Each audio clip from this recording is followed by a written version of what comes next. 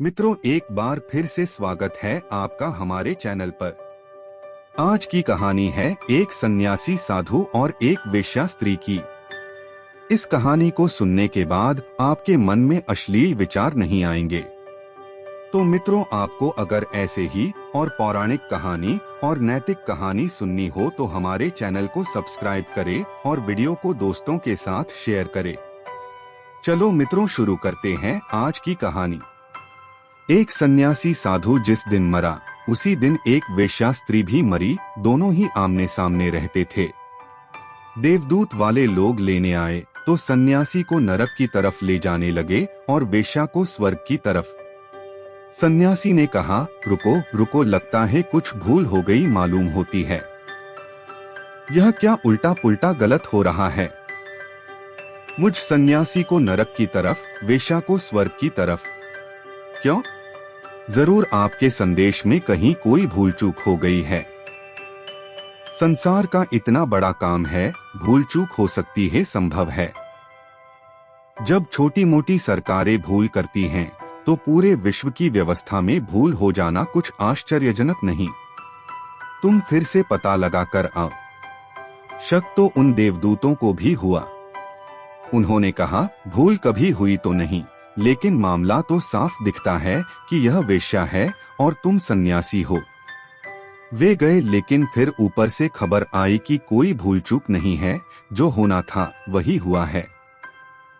वेश्या को स्वर्ग में ले आओ, सन्यासी को नरक में डाल दो, और अगर ज्यादा ही जिद करे तो उसे समझा देना कि कारण यह है।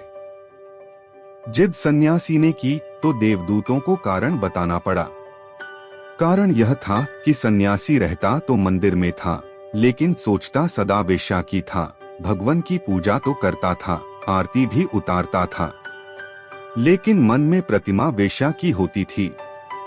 और जब वेश्या के घर में रात रागरंग होता, बाजे बजते, नाच होता, कहके उठते, नशे में डूबकर लोग उन्मत्त होते, तो उसको ऐसा लगता था जैसे कि मैंने अपना जीवन व्यर्थ ही गवाया।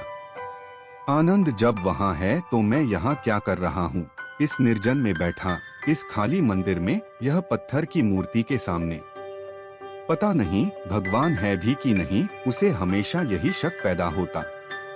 और रात जागकर वह करवटें बदलता और वेश्या को भोगने के सपने देखता। और वेश्या की हालत ठीक इसके विपरीत कुछ ऐसी थी कि वह थी तो वेश्या, लोगों को रिझाती भी, नाचती भी, पर मन उसका मंदिर में लगा था। जब जब मंदिर की घंटियां बजती तो वह सदा यही सोचती कि कब मेरे इस भाग्य का उदय होगा कि मैं भी मंदिर में प्रवेश कर सकूंगी। मैं अभागी, मैंने तो अपना जीवन इस गंदगी में ही बिता दिया। अगले जन्म में है परमात्मा, भले मुझे मंदिर की पुजारिन बना देना, मुझे मंदिर की सीढ़ियों की धूल भी बना देगा तो भी चलेगा। मैं उनके पैरों के नीचे पड़ी रहूं जो पूजा करने आते हैं, उतना भी बहुत है मेरे लिए। जब मंदिर में सुगंध उठती धूप की तो वह आनंद मग्न हो जाती। वह कहती, यह भी क्या कम सौभाग्य है कि मैं अभी भी मंदिर के निकट हूँ। बहुत हैं जो मंदिर से दूर हैं। माना कि पापिनी हूँ, लेकिन जब भी पुजारी पूजा करता तब भी वह आंख बंद करके बैठ जाती। पुजारी वेश्या की सोचता, वेश्या पूजा की सोचती। पुजारी नरक चला गया, वेश्या स्वर्ग चली गई। आठ जैसी आपकी सोच होगी वैसा ही आपका जीवन होगा, और जैसे आपके कर्म होंगे वैसे ही आपको भोगना होगा।